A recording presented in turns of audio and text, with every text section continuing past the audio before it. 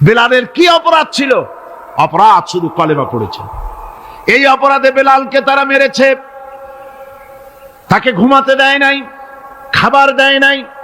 এরপরেও যখন তিনি কালেমা ছাড়েন নাই, হযরতে বেলালকে উটের পায়ের সঙ্গে রশি দিয়া বেঁধে উটকে তাড়ায় দিয়েছে। উট দৌড়াতেছে, বেলাল দড়ির মাথায় বাঁধা। বেলালের শরীরটা পাথরের সঙ্গে আঘাত লেগে লেগে পিঠের চামড়া ছিঁড়ে যায়, মাথার চামড়া ছিঁড়ে যায়। উট আর দৌড়াতে পারে না। তখন উটের পা থেকে হযরতে বেলালকে খসিয়ে নিয়ে উত্তপ্ত মরুভূমির উপরে বেলালের রক্তাক্ত শরীরটাকে চিৎ করে শুইয়ে দিয়ে কাফির বেঈমানেরা লোহার রড দিয়ে চতুর্দিকে দাঁড়িয়ে তাকে পিটাচ্ছে আর বলছে, বেলাল এখনো মুহাম্মদের সাল্লাল্লাহু আলাইহি সাল্লামের আল্লাহরে ভুলে যা, লাত মানাতের উপরে ঈমান আন। এমন কঠিন সময়ের ভিতরে হযরতে বিলাল একটা আঙ্গুল উঁচু করে বলছেন, আহাদ আহাদ আহাদ, লা ইলাহা ইল্লাল্লাহ, লা ইলাহা ইল্লাল্লাহ, লা ইলাহা ইল্লাল্লাহ। একটু জোরে পড়েন, লা ইলাহা ইল্লাল্লাহ,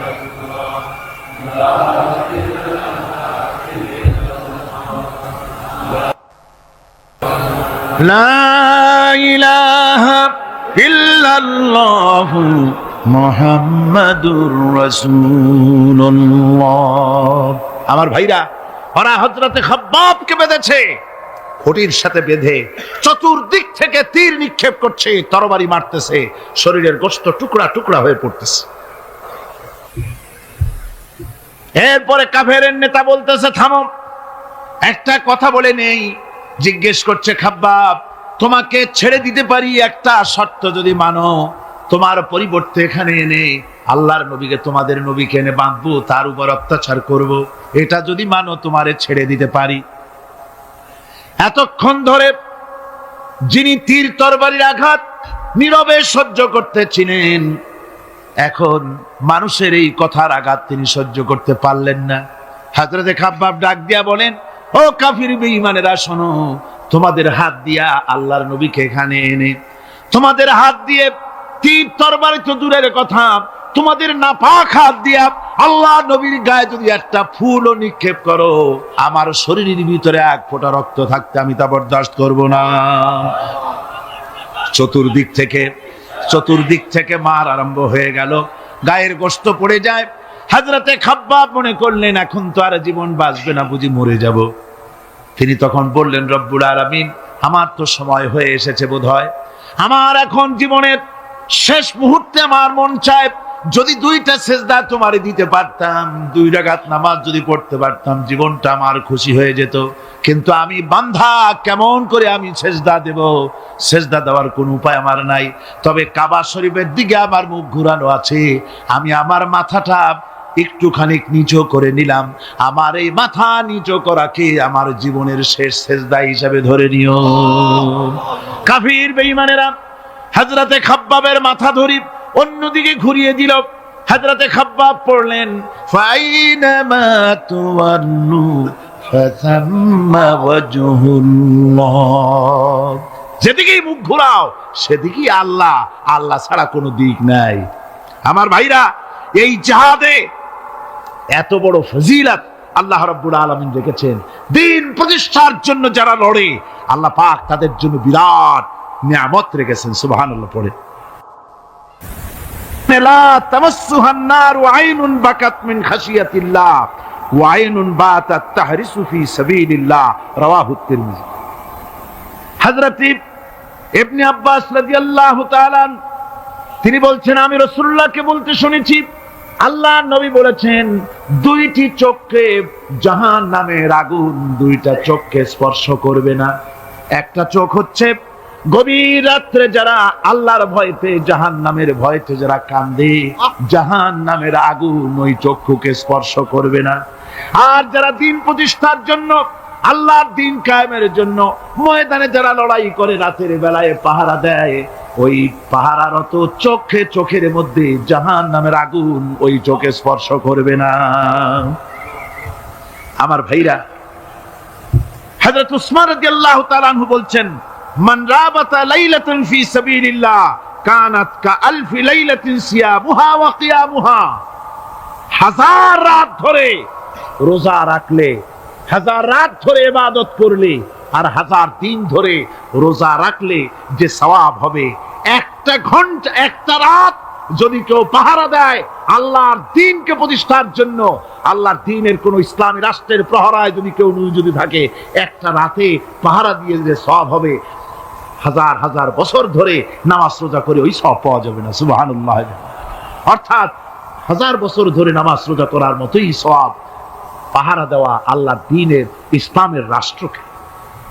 বন্ধুগণ, রাসূল পাক সাল্লাল্লাহু আলাইহি ওয়াসাল্লাম তিনি বলেছেন, কিয়ামতের দিন জাহান্নামের আগুন আর জিহাদের ময়দানের ধুলি, এই দুটি একসঙ্গে কোন মানুষের পেটের মধ্যে প্রবেশ করবে না। রাসূল পাক সাল্লাল্লাহু আলাইহি ওয়াসাল্লামের একটি হাদিস যা মিশকাত শরীফের মধ্যে বর্ণিত আছে। মিশকাত শরীফের সম্ভবত 336 পৃষ্ঠায় এই হাদিসটি বর্ণনা করা হয়েছে যে হযরত ইবনে আয়েশ রাদিয়াল্লাহু তাআলা আনহু হচ্ছেন এই হাদিসের রাবী। তিনি বলছেন, একবার হুজুর সাল্লাল্লাহু আলাইহি ওয়াসাল্লাম এক ব্যক্তির জানাজায় গিয়ে উপস্থিত হলেন। হযরত ওমর রাদিয়াল্লাহু তাআলা আনহু তখন হুজুরকে বললেন, হে রাসূল, আপনি এই লোকটার জানাজা পড়বেন? এই লোক তো ইসলামের এই ক্ষতি করেছে, সেই ক্ষতি করেছে, অমুক করেছে, এই লোকটার আপনি জানাজা পড়বেন? হুজুর তখন উপস্থিত লোকদের জিজ্ঞেস করলেন, হাজিরিন, তোমরা কি কেউ এই লোকটাকে কোন ইসলামের ভালো কাজ করতে দেখেছো? একজন লোক দাঁড়িয়ে গেলেন, তিনি বললেন, হে আল্লাহর নবী, আমি সাক্ষী, আমি দেখেছি। একটা মুজাহিদ বাহিনী জিহাদ করে ফিরতে ছিল, তো এক জায়গায় তারা ডেরা গাড়লো, শিবির স্থাপন করলো রাত কাটাবে বলে। আমি দেখেছি এই লোকটি সারা রাত সেই মুজাহিদদেরকে, সাহাবীদেরকে সারা রাত জেগে জেগে পাহারা দিয়েছে। আল্লাহর নবী জানাজার ইমামতি করলেন, আর এরপরে তাকে কবরের মধ্যে মাদফুন করে দিয়ে নবীজি তার কবরের পাশে দাঁড়িয়ে বললেন, ইন্না সাহাবাকা ইয়াযুন্নুনা আন্নাকা মিন আহলিন নার ওয়া আনা আশহাদু আন্নাকা মিন আহলিল জান্নাহ। নবীজি বলছেন, ও কবরবাসী, তোমার সাথীরা মনে করে তুমি জাহান্নামী, আর আমি নবী মুহাম্মদ সাল্লাল্লাহু আলাইহি ওয়াসাল্লাম সাক্ষী দিচ্ছি তুমি বেশক আল্লাহর বেহেশতি, তুমি অবশ্যই আল্লাহর জান্নাতে যাবে। এরপর হযরত ওমরের দিকে ফিরে রাসূলুল্লাহ বললেন, ওমর, মানুষের শুধু বাহ্য দৃশ্যটাই দেখো না, তার অন্তরের জজবাটাকেও কদর করো। সুবহানাল্লাহ বিহামদিহি। এই জিহাদের ময়দানে যারা কাজ করে, জান দেয়, মাল দেয়, আল্লাহ পাক তাদের উপরে রহম করেন। এই জিহাদ হচ্ছে এক অগ্নি পরীক্ষা। এই জিহাদটা কি? অগ্নি পরীক্ষা। এমনি এমনি বেহেশতে যাওয়া যাবে না ভাই। আল্লাহ রাব্বুল আলামিন কোরআনে কারীমের মধ্যে বলেছেন, আহাসিবান নাসু আইয়ুতরাকু আইয়াকুলু আমান্না ওয়া হুম লা ইফতানুন। লোকেরা কি ভেবেছে নাকি যে ঈমান এনেছি এই কথাটা বললেই আমি বেহেশত দিয়ে দিব, মুমিন বলে সার্টিফাই করব?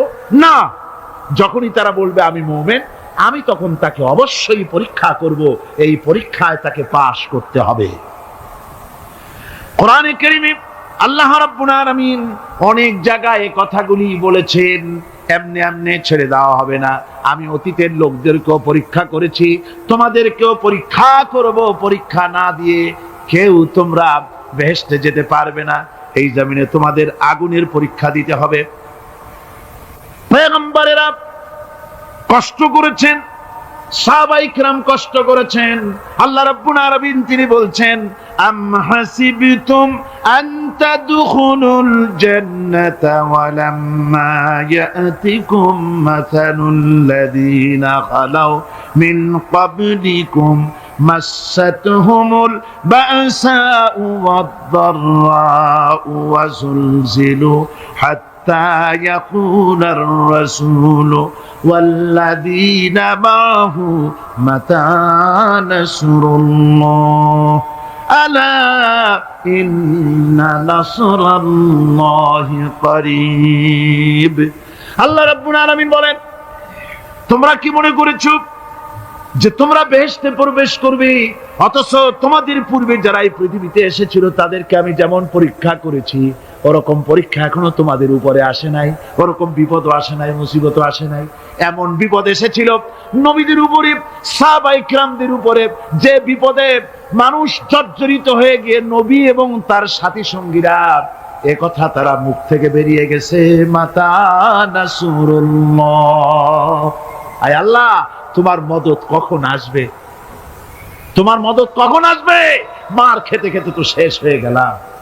এইভাবে যখন মার আসে চতুর্দিক থেকে আর মুমিনেরা ময়দানে পা জমায়ে টিকে থাকে দিন প্রতিষ্ঠার জন্য, আল্লাহ তখন খুশি হয়ে এক সময় ঘোষণা করে দিবেন, আলা ইন্না নাসরাল্লাহি করিব, আর দেরি নাই, আমার মদত আমার সাহায্য তোমাদের জন্য অবধারিত। সুবহানাল্লাহ।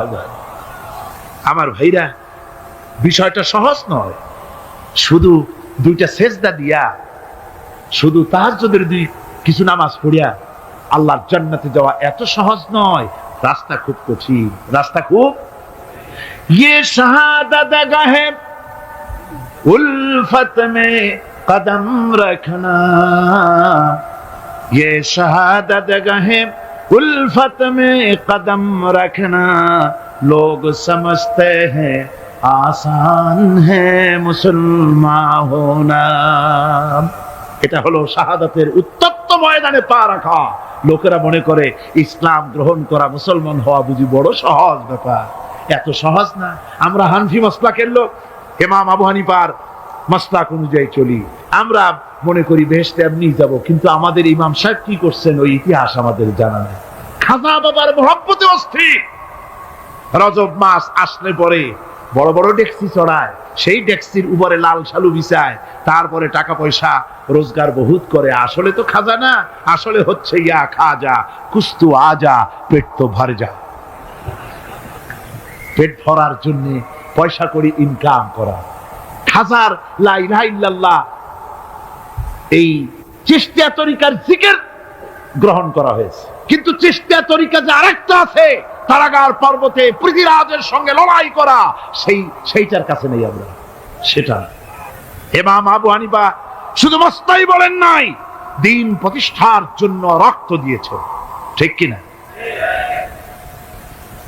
8 বছর, 8টি বছর পর্যন্ত কারারুদ্ধ ছিলেন। তাকে জিজ্ঞেস করা হয়েছে, ইমাম সাহেব জেলের মধ্যে তো আছেন, কষ্ট হয়? ইমাম সাহেব বলেছেন, না কষ্ট হয় না, তবে মাঝে মাঝে একটু কষ্ট হয় মনে। 2-4 মাস পর পর আমার বুড়ি মাকে এনে হাজির করা হয় জেলখানার মধ্যে, আর আমার মায়ের সামনে আমাকে পেটানো হয়, যেন মা আমাকে বলে যে এদের সাথে একমত হয়ে যা, সেই জন্য পেটানো হয়। তা আমার মা আমার মায়ের দেখে আর মায়ের চোখ থেকে পানি পড়তে থাকে, তখন আমার মনে বড় কষ্ট লাগে। তবে আলহামদুলিল্লাহ মা আমার এমন, আমার মার দেখেন আর হজম করেন, আর আমাকে বলেন খবরদার এক চুলো সিদ্ধান্ত থেকে নড়বা না।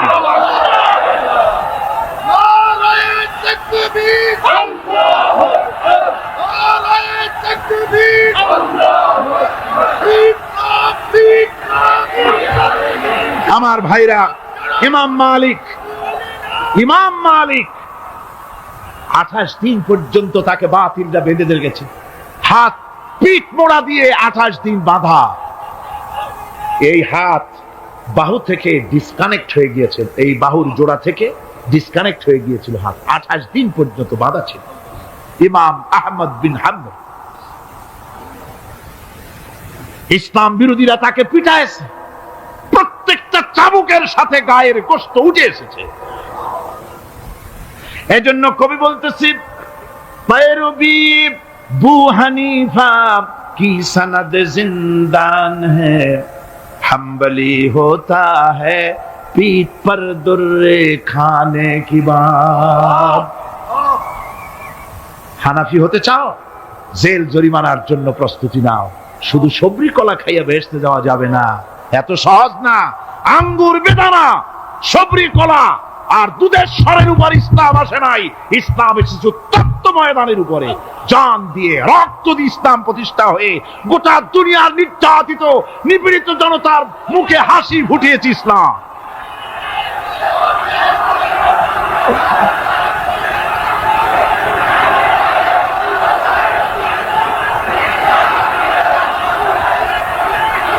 আমার ভাইরা, এই জিহাদ যখন শুরু হয়ে যাবে, মুসলমানেরা যখন আল্লাহর দয় বিধান কায়েমের জন্য যখন লড়াইয়ের ময়দানে যখন ঝাঁপায়া পড়বে, সে ময়দানে যদি তাদের অস্ত্র কম থাকে, জনসংখ্যা কম থাকে, আল্লাহ রাব্বুল আলামিন ওয়াদা করেছেন, ওয়া কানা হাক্কান আলাইনা নাসরুল মুমিনিন। আল্লাহ রাব্বুল আলামিন বলেন, মুমিনরা যখন বিপদে পড়ে যায় তখন মুমিনদের সাহায্য করা আমি আল্লাহর জন্য ওয়াজিব হয়ে যায়। আমি আল্লাহর জন্য ওয়াজিব। আমার মুমিন ময়দানে মার খাবে আমার দ্বীনের জন্য, আর আমি তাকায় তাকে দেখবো না, তা হবে না। প্রাথমিক পর্যায়ে দেখবো যে তোমরা আসলেই দ্বীন প্রতিষ্ঠার জন্য লড়ো কিনা। তোমাদের বিবি বাল বাচ্চা তোমাদের সামনে শেষ হবে, ঘর বাড়ি জ্বলে যাবে, চাকরি যাবে, সব যাবে, তারপরেও আমার দ্বীন প্রতিষ্ঠার জন্য ময়দানে টিকে থাকো কিনা। যদি তা থাকো তাহলে আমার মদদ অবশ্যম্ভাবী। আর কাফিরদের বিরুদ্ধে বিজয়ের জন্য রব্বুল আলামিন বলেছেন, ওয়া কাফাল্লাহুল মুমিনিনাল কিতালা ওয়া কানাল্লাহু কাবিয়ান আজিজা। কাফেরদের বিরুদ্ধে লড়াইয়ের ময়দানে মুসলমানদেরকে সাহায্য করার জন্য আল্লাহই যথেষ্ট। কে যথেষ্ট? আল্লাহ যথেষ্ট। রব্বুল আলামিন বলেছেন, ওয়ালা তাহিনু ওয়ালা তাহজানু ওয়া আনতুমুল আলাউনা ইন কুনতুম মুমিনিন। কোনো ভয় নাই, কোনো চিন্তা নাই, যদি তোমরা মুমিন হও আমি আল্লাহ রাব্বুল আলামিন তোমাদেরকে বিজয়ী করব। এই ওয়াদা কার? আল্লাহ। আল্লাহর ওয়াদা কখনো মিথ্যা হয়? আল্লাহ কি মিথ্যা কথা বলেন? নাউযুবিল্লাহ। ওয়া মান আসদাকু বিনাল্লাহি কিলা। আমি আল্লাহর চাইতে সত্যবাদী আর কে হতে পারে? আল্লাহ পাক বলছেন, আমি সাহায্য করব তোমাদেরকে, যদি প্রয়োজন হয় তাহলে আমি ফেরেশতা দিয়ে সাহায্য করব। সুবহানাল্লাহ। আল্লাহ রাব্বুল আলামিন সূরা আল-আনফালের ভিতরে ঘোষণা করেছেন, দুনিয়ার মানুষকে তিনি শুনাই দিচ্ছেন নবীজির সঙ্গে সাহায্যের ব্যাপারে যে কথাবার্তাগুলি হয়েছিল। ইয তাস্তাগীসুনা রাব্বাকুম ফাস্তাজাবা লাকুম আন্নী মুমিদ্দুকুম বিআলফিন মিনাল মালাইকাতি মুরদিফিন। স্মরণ করো সেই সময়ের কথা যখন তোমরা আমার কাছে কাকুতি মিনতি করে সাহায্য কামনা করতেছিলে যে আমাদেরকে 1000 ফেরেশতা দিয়ে সাহায্য করা হোক। আল্লাহ পাক বলেন, আমি ফেরেশতা দিয়ে তোমাদেরকে ময়দানে সাহায্য করেছি, জিহাদের ময়দানে। সুবহানাল্লাহি বিহামদিহি। আল্লাহ রাব্বুল আলামিন বলেন, তোমরা যখন সাহায্য প্রার্থনা করেছিলে আমি সাহায্য তোমাদের দিয়েছি। স্মরণ করো সেই সময়ের কথা যখন তোমাদের নবী তোমাদেরকে বলেছিল, ইদ তাকুনু লিল মুমিনিনা আলাইয়াকফিয়াকুম আইয়ুমিদ্দাকুম রাব্বুকুম বিসালাসাতিন আলাফিন মিনাল মালাইকাতি মুনজিলিন। আল্লাহ রাব্বুল আলামিন বলেন, আমি এইভাবে করে যখন তোমাদের নবী তোমাদেরকে বলেছিল যে তোমাদের জন্য এটা কি যথেষ্ট নয় যে আল্লাহ পাক তোমাদের জন্য 3000 দিয়ে ফেরেশতা নাজিল করবেন, আমি তখন 3000 ফেরেশতা নয় বরং 5000 ফেরেশতা দিয়ে তোমাদেরকে সাহায্য করার ওয়াদা করেছি। 3000 নয়, 5000 চিহ্নযুক্ত ফেরেশতা নাজিল করে দিয়ে তোমাদের সাহায্য করব বলে আমি ওয়াদা করেছি। আজও সেই মদদ আল্লাহর পক্ষ থেকে আমাদের জন্য ওই মদদ আজও আসতে পারে। কবি বলছেন, ফেজায়ে বদরে পয়দা কুন ফিরিস্তে তেরি নুসরত কো উতর सकते गर्दों से कतर अंदर कतर अभी। বদরের মুসলমানদের মতো যদি ঈমান তোমাদের আসে তাহলে আজও আকাশ থেকে কাতারে কাতারে ফেরেশতা আমি আল্লাহ অবতীর্ণ করে দিতে পারি। সুবহানাল্লাহ। আমার ভাইরা, হযরতে সাদ বিন আবি ওয়াক্কাস রাদিয়াল্লাহু তাআলা আনহু, তিনি কাদিসিয়ার যুদ্ধের পর যখন পারস্য দখলের জন্য চললেন, পারস নগর অবরোধ করলেন, সামনে পড়ল নদী। এই নদী পাড়ি দিবেন, সাথে তার হাজার হাজার সৈন্য, এই সৈন্য নিয়ে নদী পাড়ি দিবেন। জিজ্ঞেস করলেন সাহাবীদের, তোমরা কি চাও? ইসলামের আন্দোলন, ইসলামের জিহাদ, আল্লাহর দ্বীন এখানেই শেষ হয়ে যাক, এটা চাও? না ইসলামের এই কলেমার আওয়াজ নদীর ওপারেও নিয়ে যেতে হবে, অথচ আমাদের কাছে কোনো পারাপারের কোনো নৌকা নাই, কি করতে চাও? সাহাবীরা বললেন, আমরা আপনার অর্ডার ফলো করব, আমরা এই নদীর ওপারে গিয়েও কালেমার পতাকাকে উড্ডীন করতে চাই, কালেমার সুশীতল ছায়াতলে গোটা দুনিয়াকে আনতে চাই। হযরতে সাদ তখন বললেন, তাহলে তোমরা সবাই আমার পেছনে পেছনে এই দরিয়ার ভিতরে ঝাঁপিয়ে পড়ো, আর আমার সঙ্গে সবাই উচ্চারণ করো, নাস্তাঈনু বিল্লাহি ওয়া নাতাওয়াক্কালু আলাইহি, হাসবুনাল্লাহু নি'মাল ওয়াকিল, নি'মাল মাওলা ওয়া নি'মান নাসীর।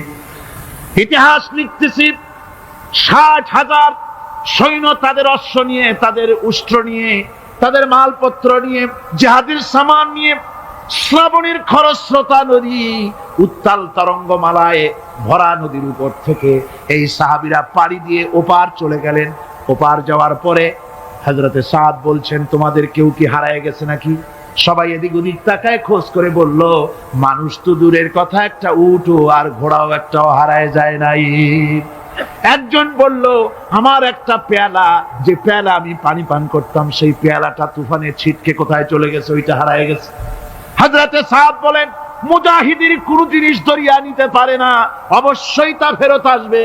এই কথা তিনি বলতেছিলেন, হঠাৎ করে দরিয়ার কিনারে একটা আওয়াজ হলো, দেখা গেল তুফানের ভিতরে সেই হারানো বাটিটা তাদের মধ্যে ফিরে এসেছে। আল্লাহু আকবার! মুজাহিদদেরকে সাহায্য করেন স্বয়ং আল্লাহ রাব্বুল আলামিন।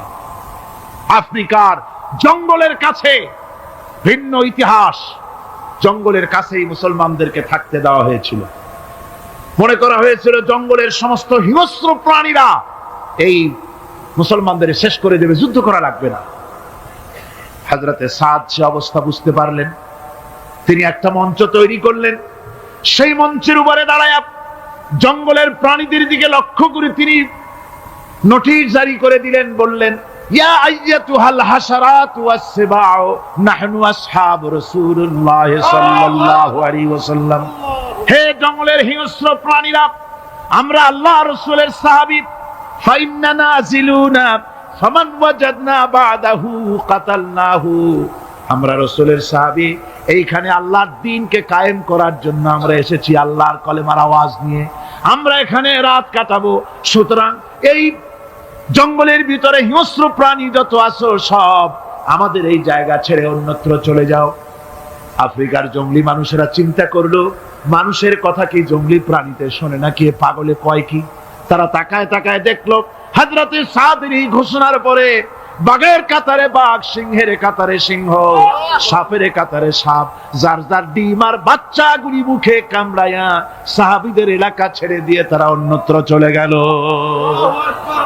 আমার মুসলমান ভাইরা, এই ছিল মুসলমানদের ইতিহাস। দ্বীন প্রতিষ্ঠা করার কাজে মুসলমান এগোলে আল্লাহই মদত করেন। কে মদত করেন? বিশ্বকবি, কবি সম্রাট আল্লামা ইকবাল রহমতুল্লাহ আলাইহি বলেছেন, দস্ত দস্ত है दरिया भी न छोड़े हमने, दस्त दस्त है दरिया भी न छोड़े हमने, बहर जुल्मत पे दौड़ा दिए घोड़े हमने। আমরা সেই মুসলমান, প্রান্তর তো প্রান্তর, আমরা দরিয়ার খরস্রোতা উত্তাল তরঙ্গের উপর থেকে ঘোড়া দাবড়িয়ে আফ্রিকার ভূখণ্ডে কালেমার পতাকা আমরা উড্ডীন করেছি। আমরা সেই মুসলমান।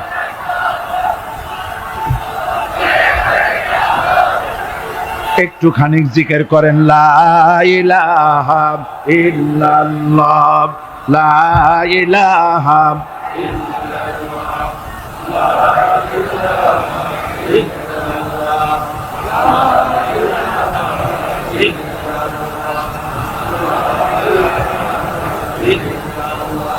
লা ইলাহা ইল্লাল্লাহু মুহাম্মাদুর রাসূলুল্লাহ। সমুদ্রের ঢেউকে, দাজলা নদীর ঢেউকে আল্লামা ইকবাল স্মরণ করে দিচ্ছেন। ও দরিয়ার ঢেউ, ऐ मौज जजला तू भी पहचानती है हमको, अब तक है तेरा दरिया अफसाना हमारा।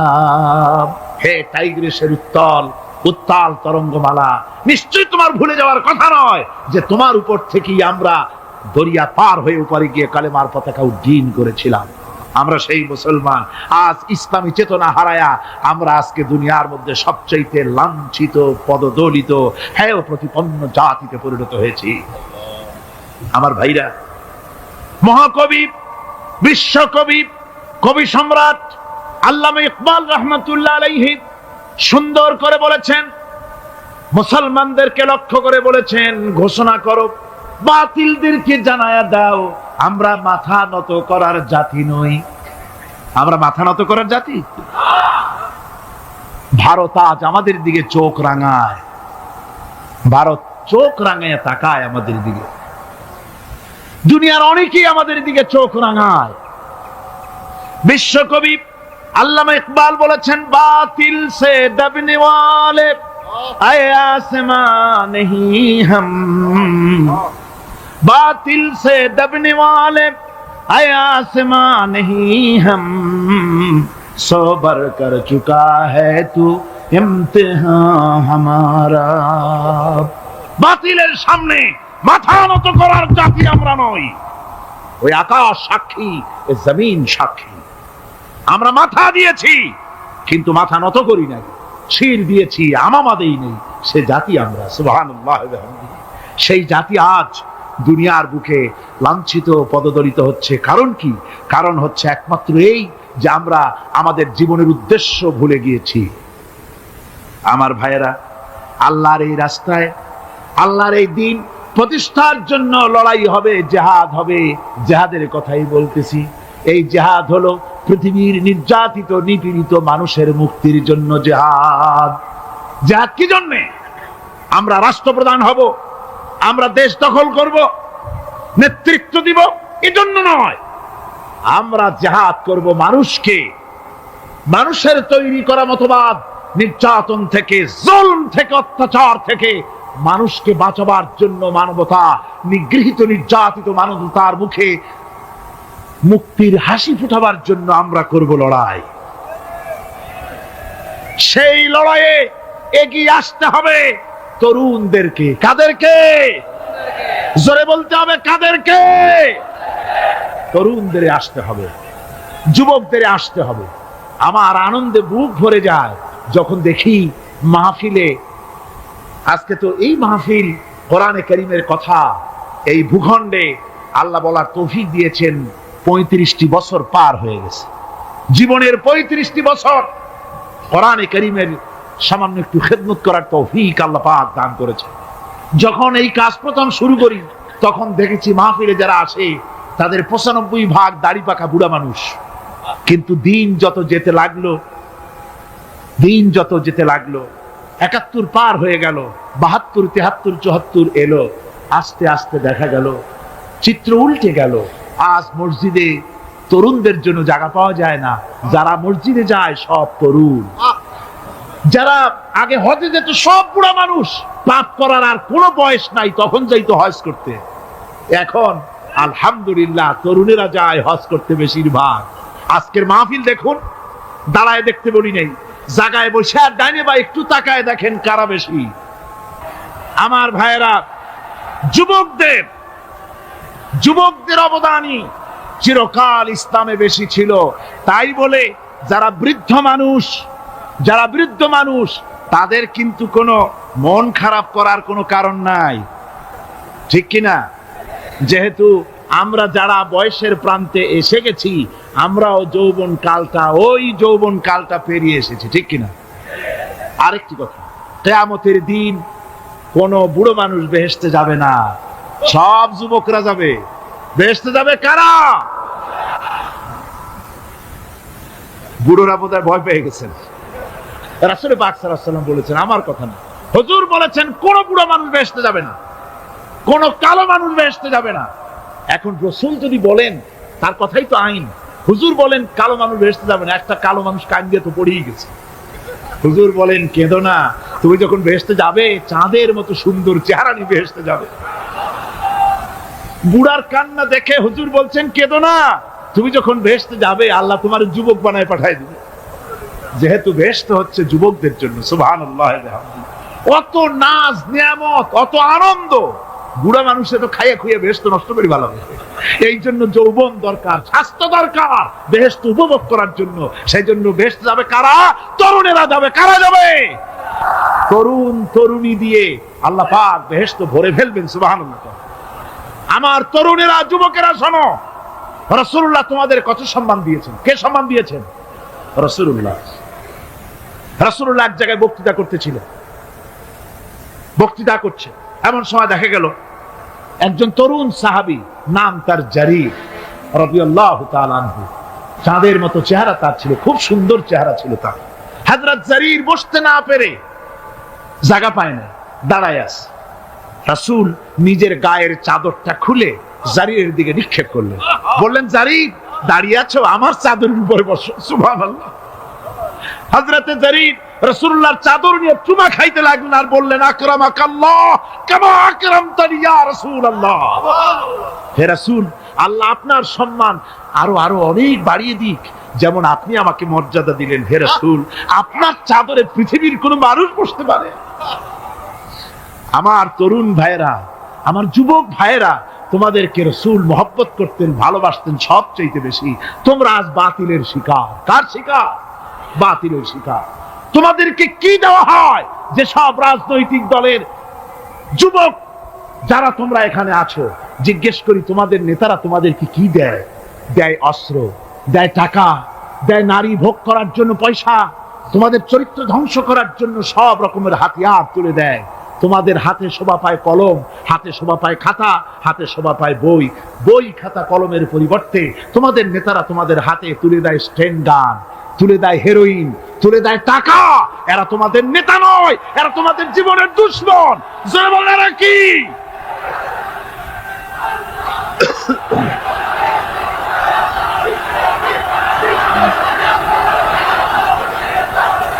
আমার যুবক ভাইয়েরা, আমার কলেজ ইউনিভার্সিটির ছাত্র ভাইয়েরা, একটুখানি মাথা খাটায় চিন্তা করো।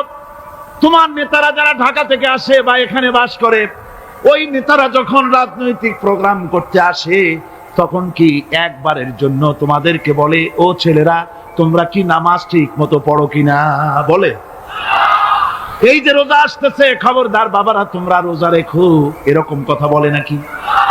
তোমার ওস্তাদদের সম্মান করো, এ কথা বলে নাকি?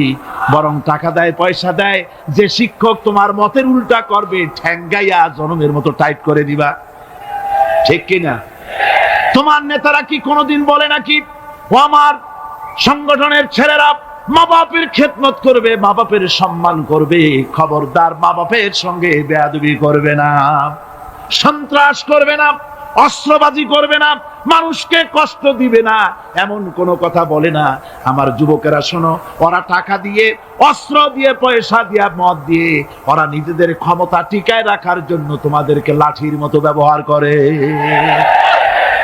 সুতরাং আজকের তরুণদেরকে বুঝতে হবে, তরুণেরা ভালো করে বুঝো, তোমরা রাসূলের সৈনিক।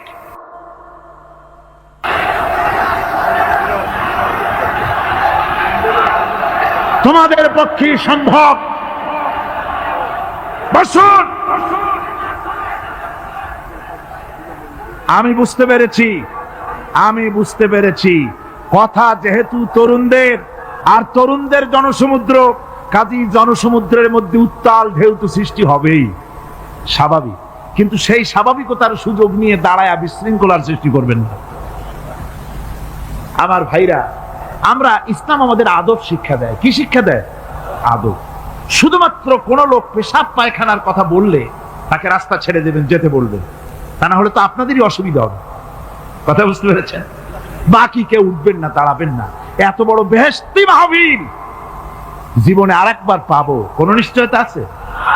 আপনি আমাকে বলেন, আল্লাহর আকাশের নিচে জমিনের উপরে এর থেকে শ্রেষ্ঠ কোন মাহফিল আছে নাকি? কারণ কারণ এ মাহফিল কোরআনের মাহফিল। কিসের মাহফিল? এর থেকে শ্রেষ্ঠ মাহফিল আল্লাহর আকাশের নিচে জমিনের উপরে হতে পারে না। সুতরাং বেয়াদবি কেউ করবেন না। তরুণেরা, যুবকেরা, তোমাদের এগিয়ে আসতে হবে। নির্যাতিত মানবতার পাশে তোমাদেরকে দাঁড়াতে হবে। আজ শ্রমিকরা তাদের ন্যায্য পাওনা পাচ্ছে না, কৃষক তাদের উৎপাদনের মূল্য পাচ্ছে না, নারী তার সতীত্বের গ্যারান্টি পাচ্ছে না। মানুষেরা আজ নির্যাতিত, নিপীড়িত। সারা পৃথিবীতে Bosnia, Algeria, Somalia, Palestine, Kashmir, Burma, Philippines, Bharat, পৃথিবীর সর্বত্র নির্যাতিত মুসলমানদেরকে বাঁচাবার জন্য আমার খালিদ বিন ওলীদের উত্তরসূরিরা, সালাউদ্দিন আইয়ুবী, জামালউদ্দিন আফগানি, হযরত আলীর উত্তরসূরি, আজকের মাহফিলের যুবক আর তরুণরা, তোমরা কি রক্ত দিতে পারবে?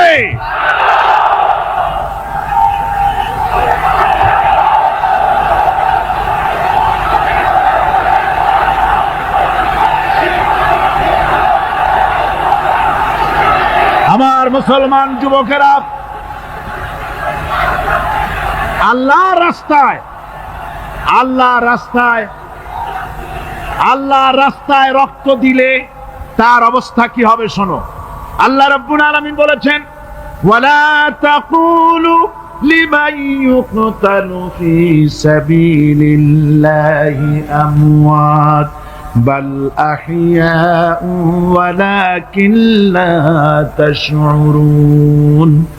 আল্লাহ রাব্বুল আলামিন বলেন, আমার রাস্তায় যারা নিহত হয়েছে, আমার রাস্তায় যারা জীবন দিল, ওরা মরে গেছে এই কথা তোমরা বলো না। ওরা জিন্দা। ওরা কি? আমার রাস্তায়, আমার দিন প্রতিষ্ঠার জন্য, মানবতার মুখে হাসি ফুটাবার জন্য, নির্যাতিত মানবতার গোলামীর জিনজির থেকে তাদেরকে বাঁচাবার জন্য সংগ্রাম করতে গিয়ে যারা জীবন দিল, ওরা মরে নাই, ওরা জিন্দা। ওরা কি? জিন্দা। আল্লাহ বলেন, আল্লাহ পাক বলেন, ওরা জিন্দা তোমরা জানো না, আমার কাছ থেকে তারা রিজেক্ট প্রাপ্ত হয়।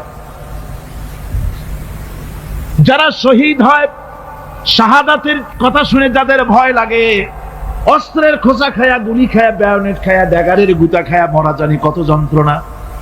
নবীজি বলতেছেন, আন আবি হুরায়রা রাদিয়াল্লাহু তাআলা আনহু আন্না রাসূলুল্লাহ সাল্লাল্লাহু আলাইহি ওয়াসাল্লাম মা ইয়াজিদু শাহীদু মিন মাসিল কাতলে কামা ইয়াজিদু আহাদুকুম মিন মাসিল কারছা। তিরমিজি, নাসাই। আল্লাহ নবী বলেছেন, হযরত আবু হুরায়রা হাদিসটি বর্ণনা করেছেন, নবীজি বলেছেন, শাহাদাতের মওত হলো তোমাদের কেউ যদি আরেকজনকে একটা চিমটি কাটে, ওই চিমটি কাটায় যতটুকুন যন্ত্রণা, শাহাদাতের মওতের এর চাইতে বেশি কিছু যন্ত্রণা নয়। শাহাদাতের মওতটা হচ্ছে একটা সেতু। এটা কি সেতু? এটা ব্রিজ। এপারে দুনিয়া, ওপারে আল্লাহ। সুবহানাল্লাহ ওয়া বিহামদি। মরার সাথে সাথে দিদার ইলাহি নসিব হয়ে যাবে। সুবহানাল্লাহ। সাহাবায়ে কেরাম, আপনি চিন্তা করেন, তাদের মা, বাবা, বিবি, বাল বাচ্চা, সন্তান সবকিছুকে ফেলে রেখে আল্লাহর দ্বীনের জন্য রক্ত দিতে পেরেছেন। কি কারণে? জীবনকে তাদের কাছে তুচ্ছ মনে হয়েছে। এই জীবন জীবন নয়। ওই জীবনই তো সবচেয়ে সেরা জীবন, যে জীবনে আমার মাওলা আমার উপরে খুশি হয়ে যাবে। সুবহানাল্লাহ। আমার মাবুদ আমার উপরে খুশি হয়ে যাবে। ওইটা হচ্ছে সবচেয়ে নিয়ামতের মওত। এই জন্য রাসূল সাল্লাল্লাহু আলাইহি ওয়াসাল্লাম বলেছেন, কেউ যদি শাহাদাতের তামান্না করে দিল থেকে, সে যদি তার বিছানায়ও মরে, আল্লাহ পাক ওটাকে শাহাদাত হিসেবে ধরে নেবেন। হযরত ওমর রাদিয়াল্লাহু তাআলা আনহু দোয়া করতেন, আল্লাহুম্মা রযুকনি শাহাদাতান ফি সাবিলিক ওয়াজআল মাউতি ফি বালাদি রাসূলিক। আয় আল্লাহ, তুমি দয়া করে মেহেরবানি করে আমাকে শাহাদাতের পেয়ালা পান করাও। শাহাদাতের মওত সবচেয়ে নিয়ামতের মওত। কিয়ামতের দিন এই শহীদ তার আত্মীয় স্বজনের ব্যাপারে 70 জন লোকের ব্যাপারে আল্লাহর কাছে সুপারিশ করার মতো পাওয়ার লাভ করবে। শহীদ ভাইরা, এই শাহাদাত নসিব হওয়ার জন্য তামান্না আমাদের দিলের মধ্যে থাকা উচিত। আল্লাহর দ্বীন প্রতিষ্ঠার জন্য প্রয়োজনে আমরা জান দিব, মাল দিব। পারবো না? পারবো কিনা? আমার ভাইরা, আব্দুল উজ্জা মক্কা শরীফে বাড়ি, 20 বছরের যুবক, কলিজার মধ্যে সবসময় চায় এতিম মানুষ, বাপ মারা গেছে একেবারে ছোট অবস্থায়, খুব গরিব, চাচা তাকে বড় করেছে, চাচা তাকে ঘর দিয়েছে, বাড়ি দিয়েছে, বুখারীর হাদিস, বুখারী শরীফে এসেছে, বাড়ি ঘর জায়গা জমি সোনা দানা টাকা পয়সা উট ঘোড়া সব দিয়েছে, প্রতিষ্ঠিত করে দিয়েছে। কিন্তু আব্দুল উজ্জা শান্তি পায় না। রাসূল পাক সাল্লাল্লাহু আলাইহি ওয়াসাল্লাম দ্বীনের দাওয়াত দিচ্ছেন, মন চায় তাওহীদের এই সূরা সেও পান করে, কিন্তু চাচার ভয়তে পারে না। মনটা চাচ্ছে, আহা, চাচা যদি ইসলাম কবুল করতো তাহলে আমার জন্য ব্যাপারটা সহজ হয়ে যেত। এভাবে চিন্তা করতেছে। হঠাৎ একদিন রাসূল পাক সাল্লাল্লাহু আলাইহি ওয়াসাল্লাম হিজরত করলেন। এরপরে আব্দুল উজ্জার ধৈর্যের বাঁধ ভেঙে গেল। আব্দুল উজ্জা গিয়ে বলছে, চাচা, মুহাম্মদ সাল্লাল্লাহু আলাইহি ওয়াসাল্লামের নাম তো নিশ্চয়ই শুনেছেন। বলে, হ্যাঁ শুনেছি। তিনি যে ইসলামের দাওয়াত দেন ওটা আপনার কাছে কেমন লাগে? তার মানে বলছে যে আমার কাছে তো খুব ভালো লাগে। চাচা, ইসলাম কি কবুল করবেন? এই অগণিত মূর্তির সামনে মাথা নত করে আমাদের কোনো লাভ নাই, ওই মূর্তিগুলি আমাদের কোনো সাহায্য করতে পারে না। এক আল্লাহ বিশ্বাস করার জন্য মুহাম্মদ সাল্লাল্লাহু আলাইহি ওয়াসাল্লাম আমাদের বলেছেন। চাচা বলছে, খবরদার, এই কথা যদি আবার উচ্চারণ করো তাহলে আমি তোমাকে যা দিয়েছি সব ছিনায় নেব। আব্দুল উজ্জা বলছেন, তাহলে আর আমি সহ্য করতে পারলাম না। চাচা, আপনার সামনেই আমি ঘোষণা করলাম, একদিন চাপা রেখেছি আর পারলাম না। আমি ঘোষণা করে দিলাম, লা ইলাহা ইল্লাল্লাহু মুহাম্মাদুর রাসূলুল্লাহ। চাচা বলল, তুমি এর পরিণতি জানো? আব্দুল উজ্জা বলল, কি পরিণতি? চাচা বলতেছি, এই কলেমা পড়ার কারণে আমি তোমাকে যা দিয়েছিলাম, ঘোড়া দিয়েছি, উট দিয়েছি, বাড়ি দিয়েছি, সব আমি তোমার কাছ থেকে ছিনাইলাম, সব ফেরত দিতে হবে। তিনি বললেন, আমি রাজি আছি, আমি রাজি আছি।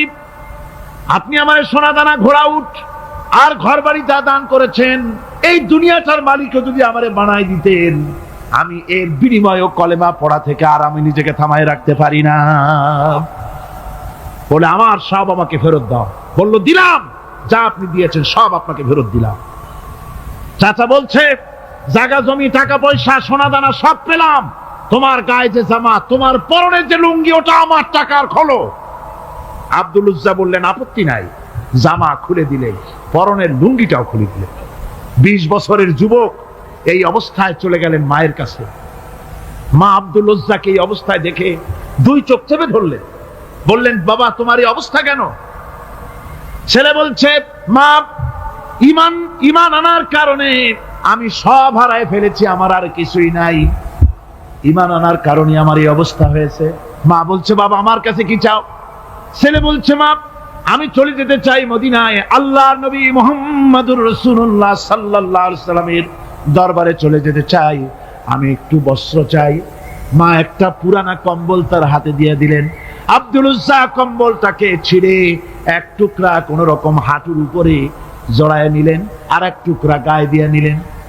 আব্দুল উজ্জা আবার বহু কষ্ট করে মরুভূমি পাড়ি দিয়ে মদিনা মুনাওয়ারায় চলে গিয়ে বাবি জিবরিল থেকে ঢুকে আসহাবে সুফফার চবুতরার সামনে বসে আছেন, ছেঁড়া কম্বল পরা। এবার বিশ্ব নবী, দুনিয়া আখিরাতের বাদশা জনাবি মুহাম্মদ রাসূলুল্লাহ সাল্লাল্লাহু আলাইহি ওয়াসাল্লাম যখন মসজিদের নিজের ঘরের থেকে দরজা খুলে বেরিয়েছেন, দেখেন এক যুবক বসা, একটা আধাটা কম্বল পরা, হাঁটুর উপরে কোন রকম করে রানটা লজ্জাস্থানটা ঢাকার, গায়ে একটা ছেঁড়া কম্বল। তার এই অবস্থা দেখে হুজুর জিজ্ঞেস করেন, তুমি কে? যুবক বলছে, আমি আব্দুল উজ্জা।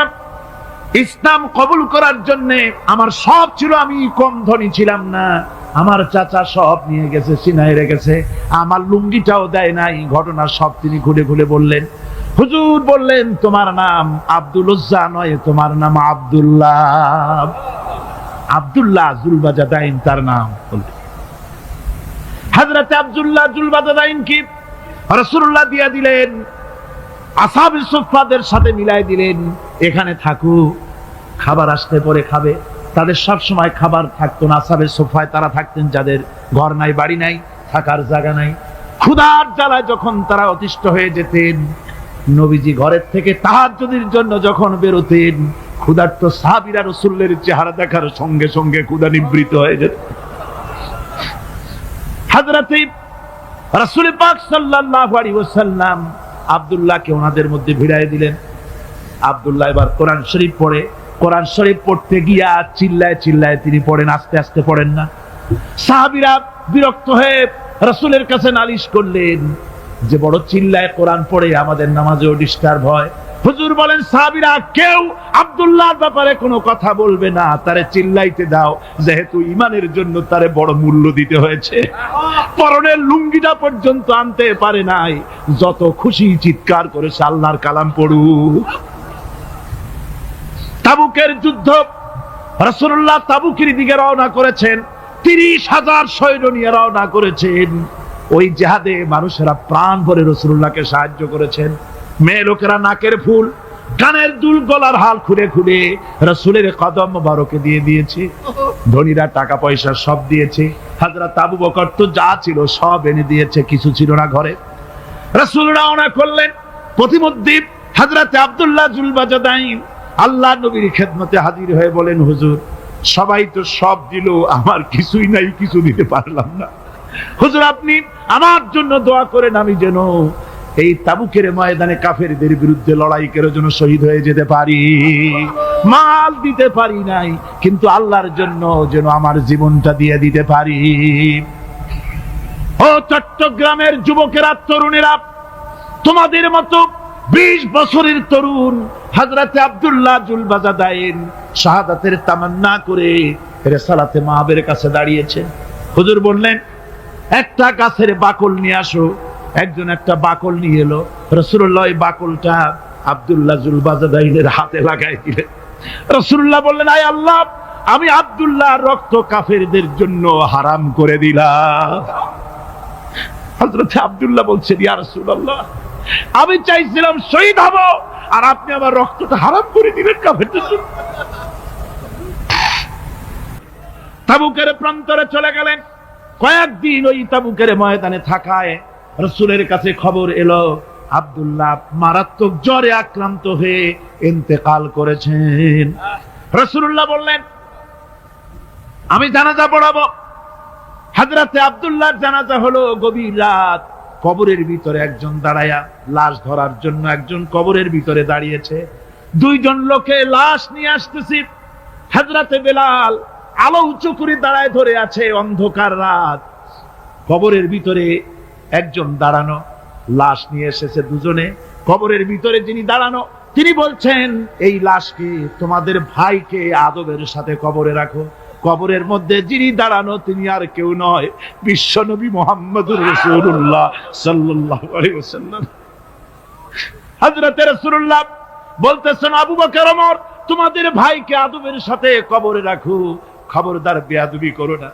কবরের মধ্যে আল্লাহ নবী আব্দুল্লাহ জুলবাজাদাইনকে নিজ হাতে শোয়াই দিয়া কবরের উপরে পাথর বিছিয়ে দিয়ে নবীজি বললেন, রব্বুল আলামিন, আজকের এই সন্ধ্যা পর্যন্ত আমি আব্দুল্লাহর প্রতি রাজি ছিলাম, তুমিও আব্দুল্লাহর প্রতি সন্তুষ্ট হয়ে যাও। হযরত ইবনে মাসউদ রাদিয়াল্লাহু তাআলা আনহু বলেন, আমি চিৎকার মেরে কেঁদে কেঁদে বললাম, আল্লাহ, আজকে যদি এই কবরে আব্দুল্লাহ না হয়ে আমি হতাম, আমার কিসমতটা ভালো হয়ে যেত। যুবকেরা, ও তরুণ মুসলমানেরা, তোমরাই রক্ত দিয়ে ইসলাম কায়েম করেছো। কে কায়েম করেছে ইসলাম? মুসলিম তরুণেরা, মুসলিম যুবকেরা, তোমাদের অবদান সব চাইতে বেশি। আজ মুসলমান যুবকদের চরিত্র নাই। মদ, জুয়া, জেনা, ব্যভিচার করে করে সর্বনাশ করে দেওয়া হলো।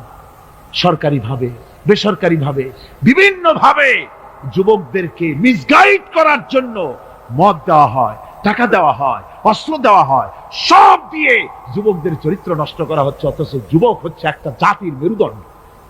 জাতির কি মেরুদণ্ড? এই মেরুদণ্ডকে ঘুণে ধরেছে, এই মেরুদণ্ড নষ্ট করার ব্যবস্থা করা হয়েছে। আমার মুসলমান ভাইয়েরা, হাদিস থেকে শোনো, বদরের প্রান্তরে যুদ্ধ হবে। রাসূলুল্লাহ সাহাবায়ে কিরামদেরকে রেডি করেছেন, কিন্তু এই যুদ্ধটা বড় মারাত্মক। এই জেহাদ বড় মারাত্মক জেহাদ হবে। চাচার বিরুদ্ধে ভাতিজা জেহাদ করবে, বাপের বিরুদ্ধে সন্তান অস্ত্র ধারণ করবে, ভাইয়ের বিরুদ্ধে ভাই অস্ত্র ধারণ করবে। কোন জেহাদ? বদর। কোন জায়গায়? বদর। মক্কা থেকে যারা আসতেছে সব চাচা ভাই মামু খালু এরা আসতেছে, আপন আপন লোকের আপন লোকের বিরুদ্ধে অস্ত্র ধারণ করবে। এটা কি সহজ? কোন এটা কি সহজ? রাসূলুল্লাহ যুদ্ধের কথা মানুষকে বুঝাচ্ছেন, একটু ইতস্তত করছেন। হযরত রাসূল পাক সাল্লাল্লাহু আলাইহি ওয়াসাল্লাম যুদ্ধের কথা সাহাবায়ে কিরামদের সামনে পেশ করতেছেন আর একটু ইতস্তত করতেছেন এই কঠিন যুদ্ধে সাহাবীরা কিভাবে মেনে নেবে। রাসূলের মনের অবস্থা বুঝতে পেরে হযরত মিকদাদ রাদিয়াল্লাহু তাআলা আনহু বর্ষিয়ান সাহাবী তিনি দাঁড়ায় গেলেন। তিনি দাঁড়ায় বলছেন, ইমদি বিনা ইয়া রাসূলুল্লাহ হাইসু মা তাশা। হে রাসূল, আপনি আমাদেরকে নিয়ে চলুন, আল্লাহ যেদিকে আপনাকে যেতে বলে। হাইসু মা তাশা আয় হাইসু মা আমারাকাল্লাহ, যেদিকে আল্লাহ আপনাকে যেতে বলেন আমাদেরকে নিয়ে আপনি সেদিকে চলেন। ইন্না লা নাকুলু লাকা কামা ক্বালা বানু ইসরাঈল লিমূসা আলাইহিস সালাম ইযহাব আনতা ওয়া রাব্বুকা ফাকাতিলা ইন্না হাহুনা কাঈদুন। আমরা মুসা আলাইহিস সালামের উম্মতের মতো বলবো না যে হে মুসা তুমি আর জিবরাইল আর তোমার আল্লাহ যুদ্ধ করো, আমরা ঘরে বসে আরাম করি। এই কথা আমরা বলবো না হুজুর। বল ইযহাব আনতা ওয়া রাব্বুকা ফাকাতিলা ইন্না মাআকুমা মুকাতিলুন। হে রাসূল, বরং আমরা বলবো আপনি যুদ্ধ করুন, আপনি আমাদের নিয়ে চলুন, আমরা লড়বো আপনার সাথে কাফেরদের বিরুদ্ধে। ততক্ষণ পর্যন্ত লড়বো মা দামাত আইনুম মিন্না তাতাররাফ। ও রাসূল, যতক্ষণ আমাদের চোখের একটা পাতাও নড়ে ততক্ষণ আপনার সাথে আমরা লড়বো। সুবহানাল্লাহ। মানে জীবন যতক্ষণ আছে আপনার সাথী হয়ে কাফেরদের বিরুদ্ধে লড়তে থাকবো। হুজুর খুব খুশি হয়ে গেল। হুজুর কি হলেন? দারুণ খুশি হয়ে গেল। আল্লাহ নবী খুশি হয়ে বললেন, ও সাহাবীরা, তোমাদের মানসিক অবস্থা যখন এই কুবু বিনা ইলা জান্নাতিন জান্নাতুন আরদুহা কারদিস সামাওয়াতি ওয়াল আরদ। ও সাহাবীরা, তোমাদের মানসিকতা যখন এমন, তখন আমার সাথে তোমরা দাঁড়াও, আমার সাথে ওঠো, আমার সাথে চলো জান্নাতের দিকে। রাসূলুল্লাহ বলছেন আমার সাথে চলো বেহেশতে। কোন বেহেশত? এমন বেহেশত যে বেহেশতের বিশালতা আর প্রশস্ততা ওই বিশাল আকাশ আর জমিনের চাইতেও বেশি। এই বিরাট জান্নাতের দিকে চলো আমার সাথে। ফাকামা উমাইর বিন হামাম ওয়া কানা ইয়াকুলু তামার। যুবকেরা, তোমাদের মতো তরুণ, তোমাদের মতো এক যুবক যার নাম উমাইর, তিনি দাঁড়িয়ে গেলেন, হাতে ছিল খোরমা, খোরমা খাচ্ছিল। দেখেন না, বক্তৃতা হয় মাঠে, ওয়াজ নসিহত হয়, আর যুবকেরা দাঁড়ায় দাঁড়ায় বাদাম খায়, হয় না? ওই সাহাবী ওই সময় তো বাদাম টাদাম হয়তো পায় নাই, খোরমা খাচ্ছে, খোরমা চাবাচ্ছে, বিচি ফালাই দিতেছে, আর এইভাবে খাচ্ছে আর হুজুরের কথা শুনছে। হুজুরের কথা শুনে উমাইর বলছেন, বাহ বাহ। এটা একটি আঞ্চলিক শব্দ, এর অর্থ হচ্ছে আয়মা আযমাহু ওয়া মা আহসানাহু। হে রাসূল, আপনি কত সুন্দর কথা বললেন, আপনি কি বিশাল কথা বলেছেন, কত বড় কথা বলেছেন। জিহাদ করলে, জান দিলে এমন বেহেশত পাবো, জান্নাতুন আরদুহা কারদিস সামাওয়াতি ওয়াল আরদ, যে বেহেশতটা হবে ওই বিশাল আকাশের চাইতেও বিস্তীর্ণ, এমন বেহেশত পাবো। ওয়াল্লাহি লাউ কুনতু হাইয়ান হাত্তা আকুলাহুন্না ইন্নাহা লাহায়াতুন তাওয়িলা। আল্লাহর কসম, আমি যদি হাতের সবগুলি খোরমা খেতে যাই তাহলে তো অনেক সময় লাগবে, বেহেশতে যেতে দেরি হয়ে যাবে, অনেক দেরি হয়ে যাবে বেহেশতে যেতে। ফারামা বিহিন্না, হাতের সবগুলি খোরমা তিনি ফেলে দিলেন। ও যুবকেরা, হযরত ওমর তোমার মতো যুবক খোরমা খাওয়া সহ্য করলেন না আল্লাহর জান্নাতে যাওয়ার লোভে। জান্নাতে যেতে দেরি হয়ে যাবে, আল্লাহর সঙ্গে দিদার করতে দেরি হয়ে যাবে, এই মনে করে হাতের খোরমাগুলি ফালায় দিলেন, জিহাদের ময়দানে ঝাঁপায়ে পড়লেন। হাদিস শরীফে এসেছে, উমাইর জিহাদ করে বেশ কিছু কাফেরদেরকে নিহত করে নিজেও শহীদ হয়ে গেলেন। রাসূলুল্লাহ বদরের শহাদাদের জানাজা করার সময় একজন সাহাবী বলে দিলেন, হুজুর এই সেই উমাইর আপনি যখন বেহেশতের কথা বলছিলেন, খোরমাগুলি খাওয়ার তর সহ্য হয় নাই বেহেশতে যাওয়ার জন্য, এই সেই উমাইর, আল্লাহর নবী উমাইরের কাছে দাঁড়ায় আঙ্গুল দিয়ে তার শরীরের দিকে দেখায় বললেন, ইন্নাকা মিন আহলিহা। ও যুবক, যেই বেহেশতের জন্য খোরমা খাওয়ার সময় তুমি পাও নাই, আমি নবী সাক্ষী দিচ্ছি তুমি অবশ্যই সেই বেহেশতের অধিবাসী। ওই বেহেশত তোমার জন্য। সুবহানাল্লাহ। আমার ভাইরা, কিয়ামতের দিন এই জান্নাত আল্লাহ রাব্বুল আলামিন দান করবেন ওই সব লোকদের জন্য যারা জান দিবে, মাল দিবে, রক্ত দিবে আল্লাহর দ্বীনের জন্য। কিসের জন্য? আল্লাহর দ্বীন কায়েমের জন্য। যারা জান মাল ওয়াকফ করে দেবে, জীবনকে উৎসর্গ করে দেবে, তাদের জন্য আল্লাহ পাক এই বিরাট নিয়ামত রেখেছেন। তরুণদের বলতে চাই, যুবকদের বলতে চাই, আর বাতিলের পেছনে ঘুরো না, আর তোমার ওই সব নেতাদের পেছনে ঘুরো না যারা নিজেরাও নামাজ পড়ে না, তোমাকেও নামাজের কথা বলে না। ওরা নিজেরা মিথ্যা কথা কয়, তোমরা টের পাও না? কি বলেন, টের পাওয়া যায় না? মারামারি করে নিজেরা আর বদনাম দেয় অপরের উপরে। চোখের সামনে যারা এরকম পারে, চোখের সামনে যারা এরকম পারে, তাহলে রাত দিন 24 ঘন্টা তাদের আমলটা কেমন? এদের পেছনে ঘুরে কোনো লাভ নাই। কোনো লাভ আছে? হ্যাঁ, একটা লাভ আছে। সেই লাভটা হচ্ছে টাটকা কিছু সুখ পেতে পারো, কিছু মদের টাকা, কিছু হোটেলের টাকা, কিছু পরের মেয়ে নিয়ে ঘোরার টাকা, কিছু ভ্রমণের টাকা, কিছু অস্ত্রপাতি, কিছু ত্রাস সৃষ্টি করা। আর ত্রাস সৃষ্টি করবা, কয়টা অস্ত্রের মালিক হইছো? যুবক, তরুণ, বিপদগামী তরুণদের বলবো, সরকার অননুমোদিত অস্ত্র যাদের কাছে আছে, শুনে রাখো, এই অস্ত্র কাউকে ক্ষমা করে না। এই অস্ত্র কাউকে ক্ষমা করে না। সাপ পোষার মতো, যে সাপ তুমি দুধ কলা দিয়ে পোষো, ওই সাপ তোমাকে আবার দংশন করবে। ওঝা মরে না? মরে না? সাপ খেলা যারা দেখায় তারা মরে কিনা? ওই সাপই তাকে কাটে।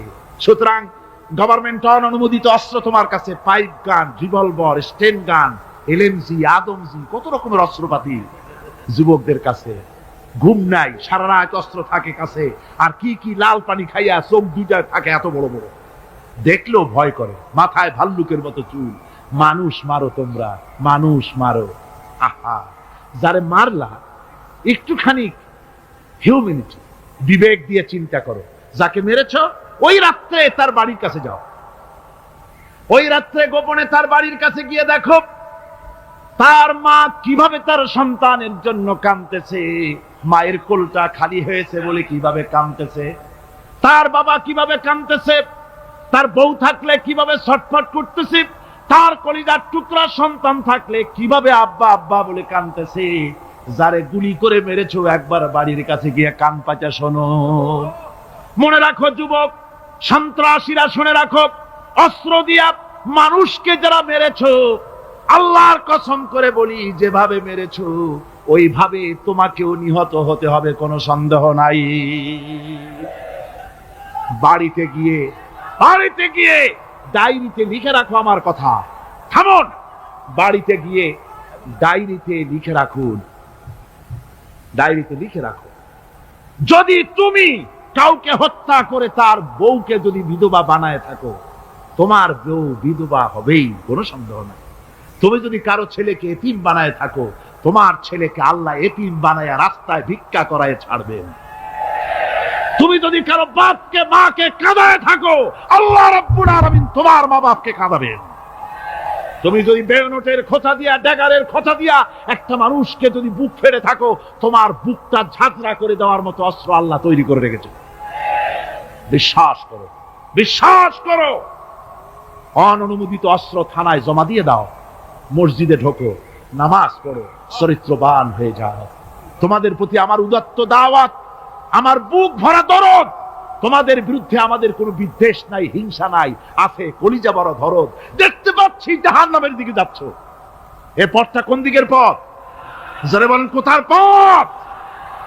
ওই নেতাদের পিছনে আর চলো না, তওবা করো। ওই নেতাদের পিছনে আর যাবে না যারা তোমাদেরকে টাকা দেয় আর অস্ত্র দেয়, যারা তোমাদেরকে মদ দেয় আর নারী দেয়, ওদের পিছনে আর চলবে না। ওয়াদা করো। যুবকরা কি পারবে ওয়াদা করতে? ওই সব নেতাদের পিছনে জীবনে আর যাবে না। ওয়াদা করতে পারো? হাত উঁচু করে দেখাও যুবকেরা।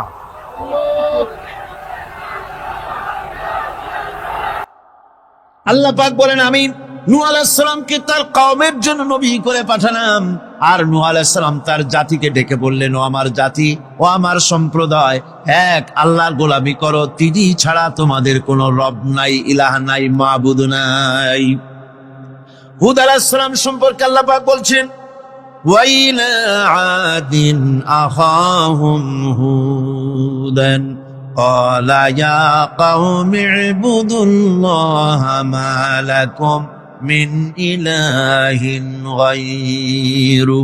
হুদকে আমি সামুদ জাতির জন্য, আমি সালেহ আলাইহিস সালামকে তার জাতির জন্য পাঠাইছি, হুদকে তার জাতির জন্য পাঠাইছি, এবং তারা সকলেই বলেছেন, হে আমার জাতি, এক আল্লাহর গোলামি করো, এক আল্লাহর দাসত্ব করো, আর কারো গোলামি করা যাবে না। আল্লাহ পাক এরপরে বলেন, শুধু নূহ, শুধু হুদ, শুধু সালেহ আর শুআয়ব নয়, শুধু মুসা আর ঈসা নয়, ওয়ালাকাদ বাআসনা ফি কুল্লি উম্মাতির রাসূলা আন ইবুদুল্লাহা ওয়াজতানিবুত তাগুত। আমি প্রত্যেক জাতির জন্যই রাসূল প্রেরণ করেছি এবং সকলেই দাওয়াত দিয়েছেন, আন ইবুদুল্লাহ ওয়াজতানিবুত তাগুত, এক আল্লাহর গোলামি করো, এক আল্লাহর আনুগত্য করো, আর তাগুতকে বর্জন করো। তাগুত হচ্ছে সেই শক্তি, যে শক্তি শুধু নিজেই আল্লাহর আইন অমান্য করে না, অন্যদেরকেও অমান্য করতে বাধ্য করে। তাকে কি বলা হয়? কোরআনে কারীম বলছি, ওয়ামা আরসালনা মিন ক্বাবলিকা মির রাসূলিন ইল্লা নূহি ইলাইহি আন্নাহু লা ইলাহা ইল্লা আনা ফা'বুদুন। আল্লাহ পাক বলছেন, হে নবী, তোমার পূর্বে এই পৃথিবীতে আমি যাদেরকে পাঠিয়েছি তাদের সকলের প্রতি আমি এই ওহী অবতীর্ণ করেছিলাম যে তারা তার জাতিকে বলবে, লা ইলাহা ইল্লা, লা ইলাহা ইল্লা আনা, আমি ছাড়া কোনো ইলাহ নাই, অর্থাৎ আল্লাহ ছাড়া কোনো ইলাহ নাই। এই কথাটা নবীরা সকল জাতির কাছে তারা বলবে, এই বলে ওহী নাজিল করেছে, এবং তারা বলবে একমাত্র আল্লাহ পাকের গোলামি, তার আনুগত্য জীবনের সকল ক্ষেত্রে করতে হবে, তিনি ছাড়া কোনো ইলাহ নাই, এটাকে বিশ্বাস করতে হবে। মেরাজ উপলক্ষে আল্লাহ পাক রাসূল কারীম সাল্লাল্লাহু আলাইহি ওয়াসাল্লামকে যে পেগাম দিয়েছিলেন, যে হাদিয়া দিয়েছিলেন, যে 14টি পেগাম ছিল, তার মধ্যে প্রথম পেগাম যেটা ছিল সেটা ছিল কি? وَقَضَى رَبُّكَ أَلَّا تَعْبُدُوا إِلَّا إِيَّاهُ وَبِالْوَالِدَيْنِ إِحْسَانًا। তোমার রবের পক্ষ থেকে এটা চূড়ান্ত রূপে ফায়সালা হয়ে গিয়েছে, চূড়ান্ত ফায়সালা হয়ে গিয়েছে যে দাসত্ব, গোলামি, আনুগত্য করতে হবে কেবলমাত্র আল্লাহ সুবহানাহু ওয়া তাআলা। আল্লাহ পাকের গোলামি ছাড়া কারো গোলামি করা যাবে না। এখন এই গোলামিটা কি জিনিস, আসুন আমরা ব্যাখ্যা করে আলোচনা করে বুঝতে চেষ্টা করি গোলামিটা কি। এটি হচ্ছে, এটা মানুষের একটা স্বভাবজাত প্রবৃত্তি। মানুষের সামনে মানুষ কারো না কারো আনুগত্য করতে চায়, এটা তার রুহের মধ্যে, তার রক্তের মধ্যে, তার দেহের মধ্যে এটা মিশ্রিত রয়েছে। যেমন মানুষ ক্ষুধা লাগলে ক্ষুধা নিবৃত্তি করার জন্য আহারের আশ্রয় গ্রহণ করে, ঠান্ডা লাগলে শীত বস্ত্রের আশ্রয় নেয়, ক্ষুধা লাগলে খাদ্যের আশ্রয় নেয়, গরম লাগলে বৃষ্টি হলে ঘরের মধ্যে আশ্রয় নেয়, মনের ভাষা ব্যক্ত করার জন্যে, মনের কথা ভাবের আদান প্রদান করার জন্য ভাষার আশ্রয় গ্রহণ করে। ঠিক এগুলি যেমন তার সহজাত প্রবৃত্তি, ঠিক অনুরূপ ভাবে উপাসনার প্রেরণা তার মধ্যে স্বাভাবিকভাবেই উপাসনার প্রেরণা তার মধ্যে ঢুকিয়ে দেওয়া রয়েছে। কারো না কারো সামনে তার মাথা নত করা এটি একটি স্বাভাবিক প্রেরণা। ইবাদতের ধারণা প্রকৃতপক্ষে এটি একটি ব্যাপক ধারণা। এর প্রথমে এটাকে দুই ভাগে ভাগ করা যায়, একটা হচ্ছে বন্দিগি এবং আনুগত্য, আর একটা হচ্ছে পূজা বা অর্চনা। বন্দিগি এবং আনুগত্যের ব্যাপারটা হচ্ছে যে উচ্চ উচ্চতর কোনো একটি সত্তার সামনে মাথা নত করে দেওয়া, যেটাকে আরবিতে বলা হয় ইজহারে তাজাল্লুল, নিজেকে ছোট করা, নিজেকে ছোট করা। এই নিজেকে ছোট করাটা, এটা কিন্তু আল্লাহ পাক ছাড়া কারো সামনে মাথা নত করা, কথা বুঝেন না নাকি? আল্লাহ ছাড়া কারো সামনে মাথা নত করা যাবে না।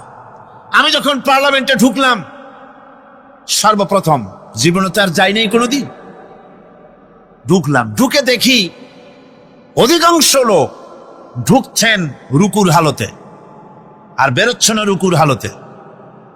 কারণটা কি আমি বুঝলাম না, বিষয়টা কি, এরকম করে কেন? পরে একজনকে জিজ্ঞেস করলাম যে বিষয়টা কি। তারা বললেন যেভাবে রুলস অফ প্রসিডিওর এটা লেখা আছে, এরকম করে মাথা নিচু করে ঢুকতে হয়। কোথায় আছে? আমি রুলস অফ প্রসিডিওর নিলাম, দেখলাম তার ভিতরে সত্যি সত্যি লেখা আছে, article number 263 rules of procedure, যে বই দিয়ে, যে বিধান দিয়ে সংসদ চলে, এর ভিতরে পরিষ্কারভাবে লেখা রয়েছে সংসদ সদস্যগণ এই হাউসের ভিতরে প্রবেশ করাকালীন এবং বহির্গমনকালীন স্পিকারকে সম্মান জানাবার জন্যে মাথা নিচু করে ঢুকবেন আর বেরোবেন। আমি বিষয়টা জেনে নিলাম, এবং কথা, পার্লামেন্ট এমন একটা জায়গা যেখানে কথা বলতে চাইলেই বলা যায় না। অনেকে মনে করে তাদের এমপিরা খালি বসে থাকে, কথা কয় না কেন? আর কথা বলতে জানা লাগবে, বিধি জানতে হবে। ওখানে দাঁড়ালেই জিজ্ঞেস করে কোন বিধিতে কথা বলবে, এবং বিধি যদি জানা না থাকে তাহলে আহাম্মকের মতো খাড়ায় থাকতে হবে। আমি বিধি জানতে চেষ্টা করলাম। পরের দিন, 3 দিনের দিন, আমি সব গোছায় টোছায় নিয়ে উপস্থিত হলাম, সংবিধান পড়লাম, রুলস অফ প্রসিডিওর পড়লাম, এরপরে আমি ফ্লোর নিলাম। ফ্লোর নিয়ে আমি সেখানে স্পিকার সাহেবকে বললাম, মাননীয় স্পিকার, আমি এই হাউসের ভিতরে দেখতে পেলাম একটি জিনিস যেটি রুলস অফ প্রসিডিওরে লেখা আছে, আর রুলস অফ প্রসিডিওরে যেটা লেখা সেটা আবার সংবিধানের সঙ্গে কন্ট্রাডিক্টরি একটা ব্যাপার। সংবিধানে বলা হয়েছে আল্লাহর উপরে ঈমান এবং আস্থাই হবে গোটা জাতির লক্ষ্য। তো যেখানে আল্লাহর উপরে ঈমান এবং আস্থার কথা বলা হয়েছে, সেইখানে আল্লাহর নির্দেশের খেলাপ করা হচ্ছে। মাথা নত করে আপনাকে সম্মান জানাবার জন্য যে প্রসেস, যে সিস্টেম, যে কাস্টমস, যে ট্র্যাডিশন তৈরি করা হয়েছে, তা সম্পূর্ণ ইসলাম বিরোধী। এটি সম্পূর্ণ শিরক। যেহেতু মানুষ আল্লাহ ছাড়া সম্মান দেখাবার উদ্দেশ্যে আর কারো সামনে মাথা নত করতে পারবে, ইন্না শিরকা লাযুলমুন আযীম, এটি হলো মস্ত বড় গুনাহ, মস্ত বড় অপরাধ। আমি বললাম, রাসূল কারীম সাল্লাল্লাহু আলাইহি ওয়াসাল্লাম বলেছেন, তোমাকে যদি কেটে টুকরা টুকরা করে ফেলানো হয়, অথবা তোমাকে যদি জ্বালিয়ে পুড়িয়ে ভস্ম করা হয়, তবুও তুমি শিরক করতে পারবে না। সুতরাং এই সংসদে যেটা হচ্ছে এটা সম্পূর্ণ শিরক, এটা কবিরা গুনাহ, এটা হারাম। এটাকে রুলস অফ প্রসিডিওর থেকে উঠিয়ে দেওয়ার জন্য, এটা বন্ধ করার জন্য আপনার প্রতি আমি আবেদন জানাচ্ছি। আমি আমার বলা শেষ করলাম, ওমা আলাইনা ইল্লাল বালাগ। যদি এটি কার্যকরী করা না হয়, তাহলে আপনি এবং সংসদে যারা আছেন, যারা এটা আমল করবেন, কিয়ামতের দিন অবশ্যই আল্লাহর দরবারে আসামি হবেন। স্পিকার সাহেব, আমি অবাক হলাম, আমাদের সুশিক্ষিত স্পিকার, তিনি ডানে বায়ে কারো চেহারার দিকে তাকান নাই, কারো চোখের ইঙ্গিতে কথা বলার চেষ্টা করেননি। আমার বক্তব্য কোরআনের বক্তব্য, কথা তো আমার না, কথা কোরআনের। কোরআনের বক্তব্য তার হৃদয় স্পর্শ করেছে। সঙ্গে সঙ্গে স্পিকার বলেছেন, আমি আপনার বক্তব্যের সাথে সম্পূর্ণ একমত, কিন্তু আমি তো এটাকে উঠাইতে পারবো না, এটাকে আমি উঠাতে পারবো না, এটা আমার ইখতিয়ারের বাইরে, এজন্য আপনাকে নোটিশ দিতে হবে। আমি নোটিশ দিলাম। নোটিশ মনে হয় কোন কোল্ড স্টোরেজে আশ্রয় পেয়েছে। আমি সেটাকে গরম করতে চেষ্টা করছি। আগামী সংসদ ইনশাআল্লাহ আবার উঠাবো, যতক্ষণ পর্যন্ত সংসদ শিরক মুক্ত না হচ্ছে। আল্লাহর গোলাম এই শিরকের বিরুদ্ধে সংসদে আওয়াজ তুলতেই থাকবে ইনশাআল্লাহ।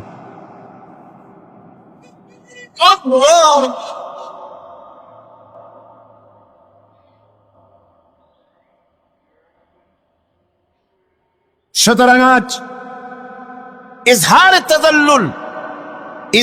তাদাল্লুল, মানুষ নিজেকে ছোট করবে কেবলমাত্র আল্লাহর কাছে। কার কাছে? আল্লাহ ছাড়া কারো সামনে মানুষ মাথা নত করতে পারবে না।